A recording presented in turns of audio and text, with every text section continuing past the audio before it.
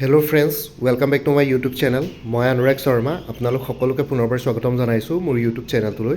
আজি মই আপোনালোকৰ সন্মুখত এটা নতুন ভিডিঅ'লৈ উপস্থিত হৈছোঁ আৰু আপোনালোকে ইতিমধ্যে থাম্বনেইলত দেখিছে মই কি ক'ব বিচাৰিছোঁ। আৰু মই কেইদিনমান আগতে আপোনালোকে যেতিয়া মোক সুধিছিলে মই কৈছিলোঁ research assistant in planning services under transformation and development ডিপাৰ্টমেণ্টৰ পৰীক্ষা এইবাৰ এইটো বছৰ এডভাৰটাইজমেণ্ট ওলাব বুলি। চ' আহিলে, আপোনালোকে দেখিছে এডভাৰটাইজমেণ্ট আহিলে ইতিমধ্যে। চ' এতিয়া ইয়াতে যোনটো আছে জুনিয়ৰ ডেভেলপমেণ্ট অফিচাৰ, আজিকালি ৰিচাৰ্চ এছিষ্টেণ্টটো জুনিয়ৰ ডেভেলপমেণ্ট অফিচাৰ বুলি নামটো চেঞ্জ কৰা হ'ল। এইটো আমাৰ honourable chief minister of Assam doctor Himanta Biswa শৰ্মাই ক'লে যে যিহেতু এইটো ক্লাছ 2 গেজেটেড অফিচাৰ পষ্ট হয়, ক্লাছ 2 গেজেটেড অফিচাৰ পষ্ট হয়, মানে গ্ৰেড 2 পষ্ট হয়। আৰু এইটো ৰিচাৰ্চ এছিষ্টেণ্ট বুলি কোৱাৰ লগে লগে এছিষ্টেণ্ট বুলি ক'লে মানে ক্লাৰিকেল কেডাৰ বা ক্লাৰিকেল পষ্ট নিচিনা লাগে নামটো। চ' অকণমান মিছলিড হ'ব পাৰে ইনফৰ্মেশ্যনখিনি। চ' সেইটো কাৰণে নামটো চেঞ্জ কৰি জুনিয়ৰ ডেভেলপমেণ্ট অফিচাৰ কৰি দিলে। এতিয়া আপোনালোকে ৰিচাৰ্চ এছিষ্টেণ্ট বুলি তেনেকুৱা কোনো পষ্ট এক্সিষ্ট নকৰে, ৰিচাৰ্চ এছিষ্টেণ্টৰ নামটোৱে চেঞ্জ কৰি জুনিয়ৰ ডেভেলপমেণ্ট অফিচাৰ কৰি দিলে। ঠিক আছে, গোটেইখিনি বস্তু একেই আছে, খালি নামটো চেঞ্জ কৰি জুনিয়ৰ ডেভেলপমেণ্ট অফিচাৰ ইয়াতে কৰি দিলে। আৰু ইয়াতে আপোনালোকে দেখিছে জুনিয়ৰ ডেভেলপমেণ্ট অফিচাৰ পষ্ট ওলাইছে in planning services under transformation and development department government of Assam. Total 9টা পষ্ট ওলাইছে। এইবাৰ অলপ পষ্ট কমেই ওলাইছে। এনেই জেনেৰেলি 15টা 18টা 25টা তেনেকুৱা ধৰণৰ পষ্ট ওলায়, কিন্তু এইবাৰ বহুত কম পষ্ট ওলাইছে, মাত্ৰ 9টা পষ্ট আছে। আৰু পষ্ট ৱাইজ ৰিজাৰ্ভেশ্যনৰ কথা কৈ দিছোঁ। অপেন কেটেগৰীত টোটেল 3টা পষ্ট আছে, তাৰে ৰিজাৰ্ভ ফৰ উইমেন আছে এটা। OBC MOBCৰ কাৰণে টোটেল 3টা ৰিজাৰ্ভ আছে, ৰিজাৰ্ভ ফৰ উইমেন আছে এটা, ৰিজাৰ্ভ ফৰ ST এটা, ৰিজাৰ্ভ ফৰ ST প্লেইনছ এটা, ৰিজাৰ্ভ ফৰ ST হিলছ এটা, টোটেল 9টা। আৰু ৰিজাৰ্ভ ফৰ উইমেন আছে 2টা। PWD আৰু এক্স ছাৰ্ভিচমেনৰ কাৰণে ইয়াতে ৰিজাৰ্ভ নাই। আৰু লগতে যিসকলৰ OBC হওক, SC হওক, ST প্লেইনছ, ST হিলছ যিসকলৰ পষ্ট ৰিজাৰ্ভ আছে সেইখিনি তেওঁলোকে সেইখিনিৰ বাহিৰেও অপেন কেটেগৰীৰ পষ্টকেইটাৰ কাৰণেও কম্পিট কৰিব পাৰিব। চ' ডেফিনেটলি লাষ্টত কোনে পায়গৈ সেইটো লাষ্টত ফাইনেল চিলেকশ্যন হ'লে গম পোৱা যাব। কিন্তু ইয়াতে চাব গ'লে পষ্ট বহুত কম ওলাইছে। গ্ৰেণ্ড টোটেল 9টা, তাৰে ৰিজাৰ্ভ ফৰ উইমেন আছে 2টা। ঠিক আছে, সেই 2টা পষ্টৰ কাৰণে মেল কেণ্ডিডেটখিনি কম্পিট কৰিব নোৱাৰিব। 2টা পষ্ট ফিমেলৰ কাৰণে কমপ্লিটলি ৰিজাৰ্ভ আছে। আৰু লগতে বাকী 9টা যোনকেইটা গ্ৰেণ্ড টোটেল আছে সেইকেইটা পষ্টটো ফিমেলে কম্পিট কৰিব পাৰিব, কাৰণ মেল পষ্ট বুলি একো নাই তেনেকৈ। মেনৰ কাৰণে কোনো তেনেকুৱা পষ্ট ৰিজাৰ্ভ নাই, উইমেনৰ কাৰণে ৰিজাৰ্ভ আছে। সেই 2টা পষ্ট যিহেতু উইমেনৰ কাৰণে ৰিজাৰ্ভ আছে, সেইটোত উইমেনে পাব লাগিব তাতে। ঠিক আছে, সেইটো মেণ্ডেটৰী হয়। বাকী 9টা পষ্ট অল টোটেল যিহেতু টোটেল 9টা পষ্ট আছে, বাকী 7টা পষ্ট থাকি যাব। সেই 7টা পষ্টত মেন আৰু উইমেন দুইটাই থাকিব। আৰু লগতে সেই 7টা পষ্টৰ এগেইনষ্টে বাকী অন্য কেটেগৰীখিনিও কম্পিট কৰিব পাৰিব। ঠিক আছে, চ' তেনেকুৱা ধৰণৰ কথা। বাকী খালি SC ST প্লেইনছ, ST হিলছৰ যোনকেইটা 3টা পষ্ট আছে সেইকেইটাত OBCয়ে নোৱাৰিব, বা সেই পাৰ্টিকুলাৰ কেটেগৰীটোহে পাৰিব নিজৰ নিজৰ পষ্টত। বাকী জেনেৰেল অপেন কেটেগৰীটো চবৰ কাৰণে অপেন, তাতে কম্পিট কৰিব পাৰিব। ঠিক আছে, চ' আপোনালোকে কম্পিট কৰিব পাৰিব। আৰু pay scale plus grade pay plus other allowances as admissible to the Assam state government employees from time to time per month. So' ইয়াতে পে স্কেলটো 22,000 মিনিমাম, 97,000লৈকে হায়েষ্ট যাব। গ্ৰেড পে 9,400, পে'মেণ্ট 3ত পৰে। চ' ইয়াতে এইটো ক্লাছ 2 গেজেটেড অফিচাৰ পষ্ট হয়। ঠিক আছে, junior development officer is the class 2 gazetted officer post, equivalent to inspector of taxes, inspector of excise, labour inspector, এইখিনিৰ লগত ইকুইভেলেণ্ট হয়। চৰি। তাৰপিছত আহি গ'ল ইয়াতে এইখিনি ক'লোঁ চেলাৰী ষ্ট্ৰাকচাৰ, নতুন চেলাৰী ষ্ট্ৰাকচাৰৰ ওপৰত, জব প্ৰফাইল। ঠিক আছে, লগতে কেৰিয়াৰ প্ৰগ্ৰেশ্যন, সেইবিলাকৰ ওপৰত মই ভিডিঅ' বনাম আহি থকা সময়খিনিত। এতিয়া বৰ্তমান জাষ্ট মই আপোনালোকে এডভাৰটাইজমেণ্টখিনিৰ ডিটেইলছখিনি কৈ দিছোঁ। এলিজিবিলিটি ক্ৰাইটেৰিয়া হ'ল কেণ্ডিডেটজন ভাৰতীয় নাগৰিক হ'ব লাগে আৰু অসমৰ স্থায়ী বাসিন্দা হ'ব লাগে, ইণ্ডিয়ান চিটিজেন হ'ব লাগে, পাৰ্মানেণ্ট ৰেচিডেণ্ট অফ আছাম হ'ব লাগে। আৰু পাৰ্মানেণ্ট ৰেচিডেঞ্চিয়েল প্ৰুফ হিচাপে তেওঁ পাৰ্মানেণ্ট ৰেচিডেঞ্চ চাৰ্টিফিকেট এডুকেশ্যনেল পাৰ্পাছত যোনটো ইছ্যু কৰা হৈছিলে গভৰ্ণমেণ্টৰ ফালৰ পৰা সেইখন দিব পাৰে, নহয় বা এমপ্লয়মেণ্ট এক্সচেঞ্জ ৰেজিষ্ট্ৰেশ্যন চাৰ্টিফিকেট, ইয়াৰ ভিতৰত যিকোনো এখন তেওঁলোকে আপলোড কৰিব লাগিব অনলাইন এপ্লিকেশ্যন কৰোঁতে। আৰু এতিয়া এডুকেশ্যনেল কোৱালিফিকেশ্যন। ঠিক আছে, এইটো আপোনালোকে ভালকৈ শুনিব এডুকেশ্যনেল কোৱালিফিকেশ্যনৰ কথাটো, কাৰণ আপোনালোকে কমেণ্ট ছেকশ্যনত মোৰ ভিডিঅ'টো হৈ যোৱাৰ পিছতো, ভিডিঅ'টো বুজোৱাৰ পিছতো আপোনালোকে কমেণ্ট ছেকশ্যনত সুধি থাকে। কমেণ্ট ছেকশ্যনত গোটেইবিলাক ডিটেইলছত এক্সপ্লেনেশ্যন কৰিব নোৱাৰি। সেইটো কাৰণে মই ভিডিঅ' বনোৱাৰ মেইন পাৰ্পজটো হ'ল যে ভিডিঅ'টো ভালকৈ এক্সপ্লেইন কৰি দিওঁ। ভিডিঅ'টো ভালকৈ শুনি ল'ব। কমেণ্ট ছেকশ্যনত কিন্তু এক্সপ্লেনেশ্যন আপোনালোকে এক্সপেক্ট নকৰিব, কাৰণ এক্সপ্লেইন কৰিব যোৱাটো পচিবল নহয়। ঠিক আছে, চ' সেইটো কাৰণে মই ভিডিঅ' বনাই গোটেইখিনি বস্তু কৈ দিছোঁ। আপোনালোকে ভালকৈ শুনি লওক এডুকেশ্যন কোৱালিফিকেশ্যনৰ কথাটো। ইয়াতে কৈছে বেচেলৰ ডিগ্ৰী লাগিব আৰ্টছ, ছায়েন্স আৰু কমাৰ্চ ফ্ৰম আ ৰিকগনাইজ ইউনিভাৰ্চিটি। ঠিক আছে, চ' ইয়াতে আৰ্টছ, ছায়েন্স, কমাৰ্চ বুলি কৈছে মানে BA BSc BCom সেইখিনিত ইয়াতে এলাউ কৰিব। ইঞ্জিনিয়াৰিং কেণ্ডিডেটছ ইয়াতে এলাউ নকৰে। BBA মেবি নকৰিবও পাৰে। ঠিক আছে, কৰিবও পাৰে ইয়াতে, কাৰণ লিখা আছে ইয়াতে লিখিছে bachelor degree in arts, science or commerce from any recognise university with either statistics economics, mathematics, agricultural economics, sociology, anthropology, social anthropology, social work, business administration, business management, geography or commerce as one of the subjects. ঠিক আছে, এইকেইটাত preference shall be given to honours graduate. এইকেইটা ছাবজেক্টৰ ভিতৰত কাৰোবাৰ যদি honours থাকে তেতিয়াহ'লে তেওঁলোককতো প্ৰিফাৰেঞ্চ দিবই, আৰু নহ'লে এইকেইটা ছাবজেক্ট আপোনালোকৰ ডিগ্ৰী লেভেলত গ্ৰেজুৱেশ্যনত এইকেইটা এজ এ ছাবজেক্ট থাকিব লাগিব। ঠিক আছে, অনলাইন এপ্লিকেশ্যন কৰোঁতে তাতে লিষ্ট এখন ওলাই যায় কোনকেইটা গ্ৰেজুৱেটে এপ্লাই কৰিব পাৰিব। আপোনালোকৰ যদি কিবা ডাউট থাকে তেতিয়াহ'লে APSCৰ হেল্পলাইন নম্বৰত আপোনালোকে যোগাযোগ কৰি চাব পাৰে ডাউটটো ক্লিয়াৰ কৰিবৰ কাৰণে নিজৰ কোৱালিফিকেশ্যনটো কৈ, নহয় বা অনলাইন এপ্লিকেশ্যন কৰি নিজে চাব, তাতে লিষ্টখন ওলাই যায় কোনকেইটা ডিগ্ৰীয়ে এপ্লাই কৰিব পাৰে। সেই ডিগ্ৰী লিষ্টখন চালে মানে আপোনালোকে গম পাই যাব, ঠিক আছে, কোনে কোনে এপ্লাই কৰিব পাৰে। চ' ইয়াতে বেছিক ক্লেৰিফিকেশ্যন দিব পৰা নাযায়, কাৰণ আপোনালোকে নিজে এপ্লাই কৰি চালেহে গম পাব কোনে কোনে এপ্লাই কৰিব পাৰে। ঠিক আছে, চ' মই এইখিনিয়ে ক'ম, কাৰণ মই নিজে এপ্লাই কৰি চালেহে গম পাম। অনলাইন এপ্লিকেশ্যন ষ্টাৰ্ট হোৱাই নাই, আৰু আগতে কেনেকুৱা আছিলে, আগৰ মই প্লে'লিষ্ট এটা ক্ৰিয়েট কৰি থোৱা আছে APSC জুনিয়ৰ ডেভেলপমেণ্ট অফিচাৰ বুলি। সেই প্লে'লিষ্টৰ লিংকটো এই ভিডিঅ'টোৰ ডেছক্ৰিপশ্যনত দি দিম। সেই প্লে'লিষ্টত গ'লে এই পৰীক্ষাটোৰ লগত জড়িত সকলো ধৰণৰ ভিডিঅ'জ পাই যাব, এডুকেশ্যন কোৱালিফিকেশ্যন ৰিলেটেড ভিডিঅ'জো পাই যাব। তাতে এবাৰ চাই ল'ব। এইকেইটা ছাবজেক্টছ এজ এ ছাবজেক্ট থাকিব লাগিব, বা যদি কেনেবাকৈ এইকেইটা ছাবজেক্টত অনাৰ্ছ গ্ৰেজুৱেট যদি থাকে তেওঁলোকক বেছি প্ৰিফাৰেঞ্চ দিয়া হ'ব। ঠিক আছে, সেইটোৱে কৈছে preference shall be given to honours graduate. মানে এইকেইটা ছাবজেক্ট বুলি নহয়, এইকেইটা ছাবজেক্ট এজ এ ছাবজেক্টটো থাকিবই লাগিব। আৰু যদি কাৰোবাৰ যদি অনাৰ্ছ গ্ৰেজুৱেট থাকে বা কোনোবা মেজৰ থাকে ধৰক, তেতিয়া কাৰোবাৰ যদি মেজৰ থাকে বা অনাৰ্ছ থাকে গ্ৰেজুৱেট লেভেলত, গ্ৰেজুৱেশ্যন লেভেলত, তেওঁলোকক বেছি প্ৰিফাৰেঞ্চ দিয়া হ'ব বুলি কৈছে পাছ কৰ্চতকৈ। পাছ কৰ্চবিলাকেও এপ্লাই কৰিব পাৰিব যদি ইয়াৰ ভিতৰত কোনোবা এটা ছাবজেক্ট থাকে তেওঁলোকৰ, তথাপিতো অনাৰ্ছখিনিক বেছি প্ৰিফাৰেঞ্চ দিয়া হ'ব বুলি কৈছে। ঠিক আছে, আৰু লগতে কথাটো হ'ল যে আপোনালোকে নিজে এপ্লাই কৰি চাব, তাতে লিষ্ট অফ ডিগ্ৰীজ আহি যায়। সেই ডিগ্ৰীৰ লিষ্টখনত কি কি ডিগ্ৰী আছে এবাৰ চাই ল'ব, কাৰণ ইয়াতে বিজনেছ এডমিনিষ্ট্ৰেশ্যন, বিজনেছ মেনেজমেণ্ট এইবিলাকৰ কথা কৈছে। বিজনেছ এডমিনিষ্ট্ৰেশ্যন, বিজনেছ মেনেজমেণ্ট এইবিলাকতো BBA আৰু BBA BCAত থাকিব পাৰে। BCAত নহ'লেও BBAতটো থাকিব লাগে, বিজনেছ এডমিনিষ্ট্ৰেশ্যন, বিজনেছ মেনেজমেণ্ট। সেইকাৰণে মেবি এলাউ কৰিব পাৰে, আপোনালোকে এবাৰ চাই ল'ব। আৰ্টছ ছাইন্স কমাৰ্চ কৈছে, কিন্তু এইটো পৰীক্ষা ইঞ্জিনিয়াৰিং গ্ৰেজুৱেটছখিনিয়ে এপ্লাই কৰিব নোৱাৰে বুলি মই গম পাওঁ, কাৰণ আগতে ইঞ্জিনিয়াৰিংখিনিয়ে এপ্লাই কৰিব পৰা নাছিলে। ঠিক আছে, চ' এইখিনি বস্তু আপোনালোকে এবাৰ চাই ল'ব। এজ ক্ৰাইটেৰিয়া, এজৰ কাট অফ ডেটটো 1 জানুৱাৰী 2025 ধৰিব। ঠিক আছে, 1 জানুৱাৰী 2025ত আপোনালোকৰ বয়স 21 বছৰতকৈ তলত হ'ব নালাগিব, আৰু 38 বছৰতকৈ ওপৰত হ'ব নালাগিব। 38 ইয়াৰ্ছতকৈ ওপৰত হ'ব নালাগিব, 21 ইয়াৰ্ছতকৈ তলত হ'ব নালাগিব age on 1 January 2025। SC ST কাৰণে আপাৰ এজ ৰিলেক্সেশ্যন আছে 5 ইয়াৰ্ছলৈকে, 43 ইয়াৰ্ছলৈকে ধৰিব। OBC MOBC কাৰণে 3 ইয়াৰ্ছ, 41 ইয়াৰ্ছলৈকে ধৰিব। বাকী এক্স ছাৰ্ভিচমেন 50 ইয়াৰ্ছলৈকে ধৰিব। PWBD 10 ইয়াৰ্ছলৈকে, 50 ইয়াৰ্ছলৈকে ধৰিব আনৰিজাৰ্ভ কেটেগৰীত এক্স ছাৰ্ভিচমেনত। OBC MOBCৰ কাৰণে 3 ইয়াৰ্ছ ৰিলেক্সেশ্যন থাকিব, 53 ইয়াৰ্ছ। SC ST 55 ইয়াৰ্ছলৈকেও চাকৰি পাব পাৰে আপোনালোকে। এক্স ছাৰ্ভিচমেনৰ ৰিজাৰ্ভেশ্যন নাই, কিন্তু জেনেৰেল পষ্টকেইটাৰ কাৰণেতো তেওঁলোকে কম্পিট কৰিব পাৰিব। চ' অভিয়াছলি ইয়াতে এজৰ ক্ৰাইটেৰিয়াটো তেওঁলোকে ফুলফিল কৰিলে হৈ গ'ল।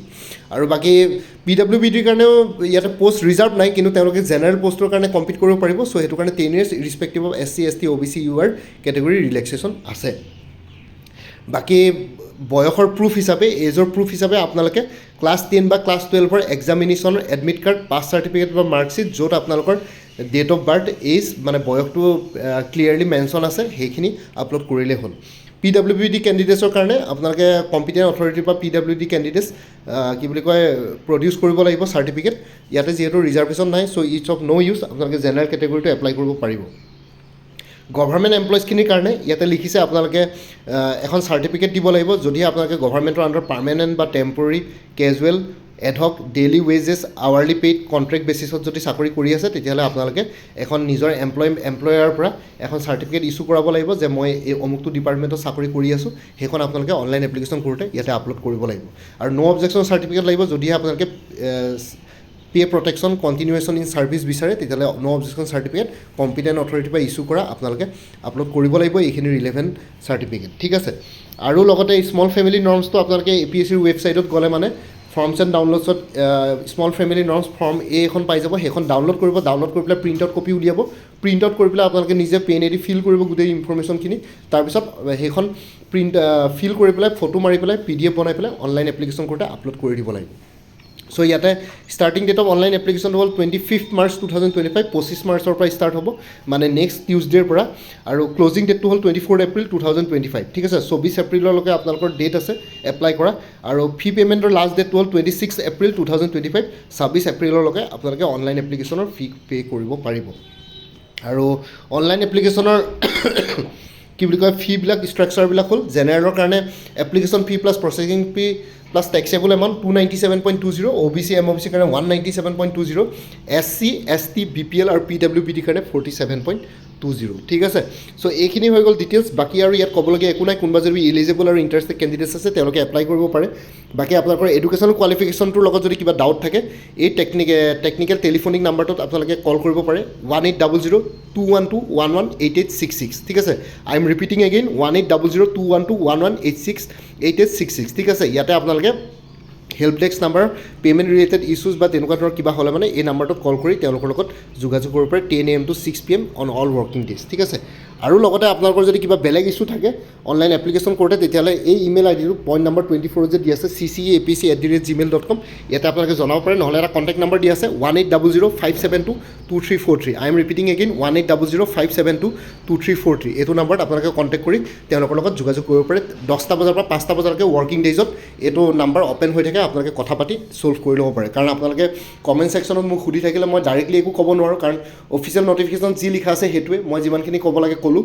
অনলাইন এপ্লিকেশ্যন কৰিলে মানে আপোনালোকে নিজৰ গ্ৰেজুৱেশ্যনৰ ডিগ্ৰীটো তাতে হাইলাইট হৈ থাকিলে তাতে নিজে এপ্লাই কৰিব পাৰিব। যদি কেনেবাকৈ যদি নোৱাৰে তেতিয়াহ'লে অনলাইন এপ্লিকেশ্যনত আপোনালোকে অপশ্যনটোৱে নেদেখিব। অপশ্যন নেদেখিলে গম পাব যে আপোনালোকৰ ডিগ্ৰীটোৱে এপ্লাই কৰিব নোৱাৰে এইটো পৰীক্ষাৰ কাৰণে। ইঞ্জিনিয়াৰিংখিনি এপ্লাই কৰিব নোৱাৰে, মই জানো সেইটো, কাৰণ ৰিচাৰ্চ এছিষ্টেণ্টত আগতে ইঞ্জিনিয়াৰিংখিনি এপ্লাই কৰিব পৰা নাছিলে। আৰু লগতে BBA-খিনিয়ে মোৰ মতে পাৰিব। বিজনেছ মেনেজমেণ্ট, বিজনেছ এডমিনিষ্ট্ৰেশ্যনৰ ইয়াতে ছাবজেক্টছ আছে, মোৰ মতে পাৰিব লাগে, ঠিক আছে। আপোনালোকে এবাৰ চাই ল'ব। আৰু কাৰোবাৰ যদি কিবা ডাউট থাকে এই কণ্টেক্ট নাম্বাৰটোত ফোন কৰি সোধক। চ' কমেণ্ট ছেকশ্যনত মোক সুধি থাকিলে মই কিন্তু বেছি একো ডিটেইলছ ক'ব নোৱাৰিম, কাৰণ ভিডিঅ'টোত যি ক'ব লগা আছে ক'লোঁ। আকৌ কমেণ্ট ছেকশ্যনত মানে এক্সপ্লেইন কৰিব গ'লে দীঘলীয়া হৈ যায় বস্তুটো, আপোনালোকে বেয়া পাব পাৰে। কিন্তু দীঘলীয়া হৈ গ'লে প্ৰত্যেকটো কথা মানে মাইনিউট ইনফৰ্মেশ্যন এক্সপ্লেইন কৰি থকাটো পচিবল নহয়। সেইটো কাৰণে মই ভিডিঅ'টোত আপোনালোকক ভালকৈ বুজাই দিছোঁ বস্তুখিনি। আৰু কোনোবা যদি ইণ্টাৰেষ্টেড আৰু এলিজিবল কেণ্ডিডেটছ আছে তেতিয়াহ'লে এপ্লাই কৰিব পাৰে। আৰু এই পৰীক্ষাটোৰ এক্সাম পেটাৰ্ণ আৰু চিলেবাছৰ ওপৰত মই ভিডিঅ' আনিম। এই ভিডিঅ'টোৰ ডেছক্ৰিপশ্যনত এটা প্লেলিষ্ট ক্ৰিয়েট কৰি থোৱা আছে APSC জুনিয়ৰ ডেভেলপমেণ্ট অফিচাৰ বুলি। সেই প্লেলিষ্টত গ'লে এই পৰীক্ষাটোৰ লগত জড়িত সকলো ধৰণৰ ভিডিঅ'ছ পাই যাব। কাৰণ জুনিয়ৰ ডেভেলপমেণ্ট অফিচাৰৰ আগৰ নামটো ৰিচাৰ্চ এছিষ্টেণ্ট আছিলে, ঠিক আছে। আৰু এবাৰ ক্লিয়াৰ কৰিছোঁ, জুনিয়ৰ ডেভেলপমেণ্ট অফিচাৰৰ আগৰ যোনটো নাম আছিলে এইটো ৰিচাৰ্চ এছিষ্টেণ্ট আছিলে। আৰু সেই প্লেলিষ্ট এটা ক্ৰিয়েট কৰি থোৱা আছে। প্লেলিষ্টৰ লিংকটো চালে এই পৰীক্ষাটোৰ লগত জড়িত সকলো ধৰণৰ ভিডিঅ'ছ পাব। আৰু লগতে চিলেকশ্যন প্ৰচিডিয়াৰটো মই গম পাওঁ। এটা ৰিটেন এক্সামিনেশ্যনৰ এখনেই পেপাৰ থাকে জেনেৰেল ষ্টাডিজ, তাতে গোটেইখিনি ইনক্লুডেড থাকে মেথছৰ পৰা আদি কৰি ইংলিছলৈকে। তাৰপিছত আপোনালোকৰ ইণ্টাৰভিউ বা ভাইভা পষ্ট এটা হয়, ঠিক আছে। আগতে পেটাৰ্ণটো এনেকুৱা আছিলে। এইবাৰ যদি জুনিয়ৰ ডেভেলপমেণ্ট অফিচাৰ নাম চেঞ্জ কৰি APSC কিবা যদি বেলেগ কৰিব বিচাৰিছে তেতিয়াহ'লে গম নাপাওঁ বাৰু।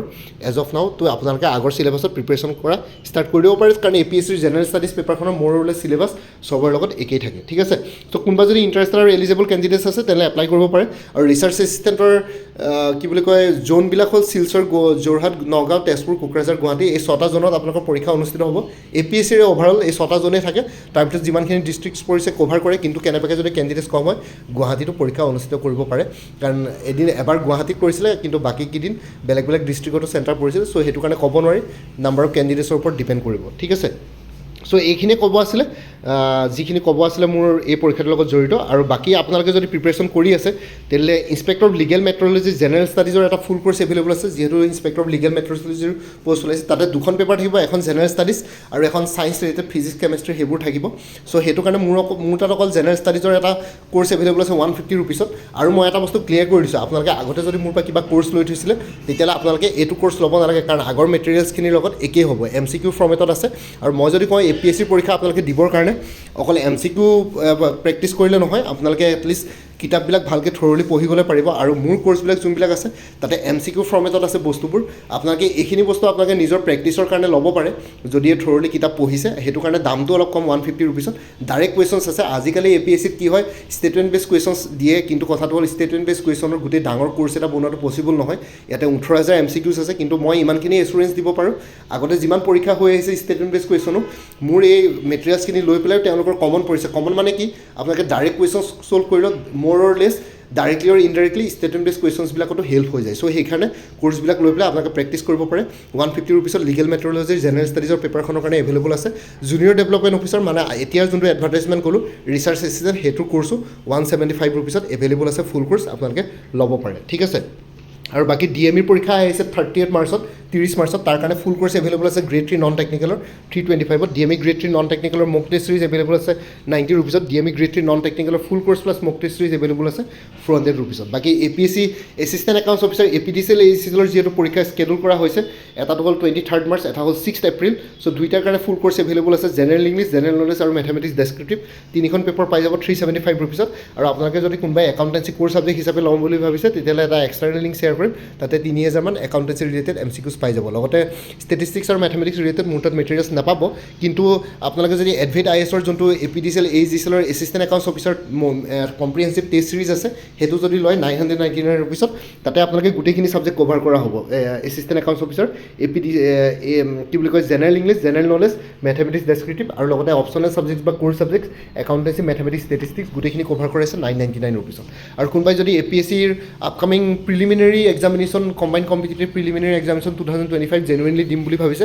তেতিয়াহ'লে এটা ক্ৰেছ কোৰ্চো আগবঢ়োৱা হৈছে এডভেট IASৰ পৰা এইটো ল'ব পাৰে APSC junior administrative এছিষ্টেণ্টৰ full course available আছে 375ত ইয়াতে ফেজ 1 ফুল কোৰ্চ এভেইলেবল আছে জেনেৰেল ষ্টাডিজৰ ওপৰত আৰু ফেজ 2 জেনেৰেল ইংলিছ আৰু প্ৰিচি ৰেটিং ইয়াতে পাই যাব আসাম পুলিচ কনষ্টেবলৰ অন্যান্য পোষ্টসমূহৰ কাৰণে ফুল কোৰ্চ এভেইলেবল আছে 325ত APSC ষ্টেনোগ্ৰাফাৰ গ্ৰেড 2 কাৰণে ফুল কোৰ্চ এভেইলেবল আছে 275ত উইমেন এণ্ড চাইল্ড ডেভেলপমেণ্টৰ ষ্টেটিষ্টিকেল এছিষ্টেণ্টৰ ফুল কোৰ্চ এভেইলেবল আছে 325ত আৰু কাৰেণ্ট এফেয়াৰ্ছবিলাক মোৰ পৰা কোৰ্চ ল'লে লাইফ টাইমৰ কাৰণে পাই থাকিব জাষ্ট আপোনালোকে প্ৰত্যেক মাহৰ ষ্টাৰ্টিঙত এটা ৰিমাইণ্ডাৰ মেছেজ দিলে হ'ল প্ৰিভিয়াছ মান্থ বা লাষ্ট মান্থৰ কাৰেণ্ট এফেয়াৰ্ছৰ কাৰণে বৰ্তমান কাৰেণ্ট এফেয়াৰ্ছ 2024 ফুল ইয়েৰ আৰু 2025 জানুৱাৰী ফেব্ৰুৱাৰী কভাৰ কৰা হৈছে কোৰ্চবিলাকত আৰু লগতে মাৰ্চ মাহটো চলি আছে মাৰ্চ মাহটো কমপ্লিট হোৱাৰ পিছত এপ্ৰিল মাহত আপোনালোকে মাৰ্চ মাহৰ কাৰেণ্ট এফেয়াৰ্ছ পাই যাব চ' কোনোবা যদি ইণ্টাৰেষ্টেড কেণ্ডিডেটছ আছে এই হোৱাটছআপ নম্বৰটো মেছেজ কৰি জনাওক 9706557851 আপোনালোকক কোনটো কোৰ্চ লাগে কোৰ্চৰ কণ্টেণ্টছখিনি শ্বেয়াৰ কৰিম লগতে পে'মেণ্টৰ লিংক দি দিম পে'মেণ্ট কৰাৰ লগে লগে গোটেই কোৰ্চটো নিজৰ হোৱাটছআপত PDF ফৰ্মেটত পাই যাব আৰু লগতে আগতে যদি মোৰ পৰা কিবা কোৰ্চ লৈ থৈছিলে তেতিয়া আপোনালোকে জনাই দিব কাৰণ আগৰ মেটেৰিয়েলছখিনিৰ লগত এইখিনি মেটেৰিয়েলছ মিলিব পাৰে তেতিয়া যোনখিনি এডিশ্যনেল কিবা মেটেৰিয়েলছ যদি লাগে সেইখিনি ল'লে হ'ল তেতিয়া প্ৰাইচটো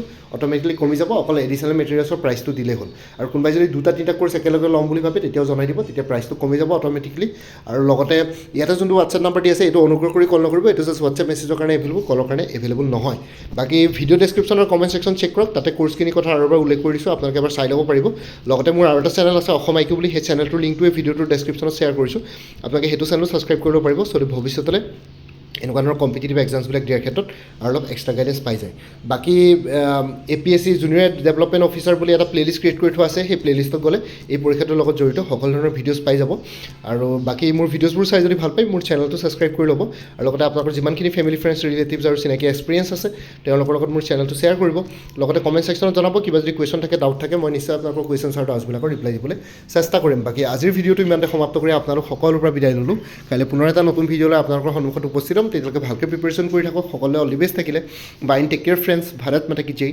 জয় আই অসম